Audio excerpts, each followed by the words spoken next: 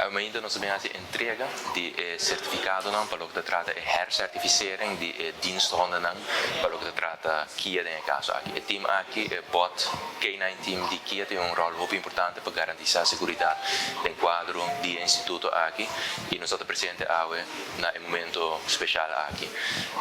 Ook importante tá em colaboração com a douana também, da China com o keurmeester da douana e de forma aqui de justiça, pero multigovernamental também, não se trata de colaborar mais e mais com o outro, para por garantir certo nível de qualidade, em caso aqui para o que trata de diensthonden.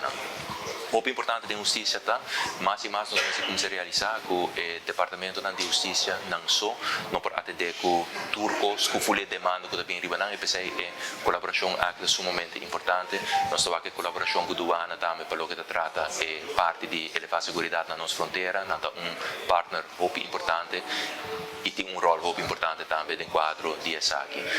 Nós fazemos uso de oportunidade nessa hora para explicar também ao personal que está presente que o desenvolvimento para o nosso instituto correccional e o rol específico que o time aqui também tem no quadro de desenvolvimento aqui também. Momento sumamente positivo que nós compartilhamos rato com o personal no momento que nós fazemos entrega de certificado.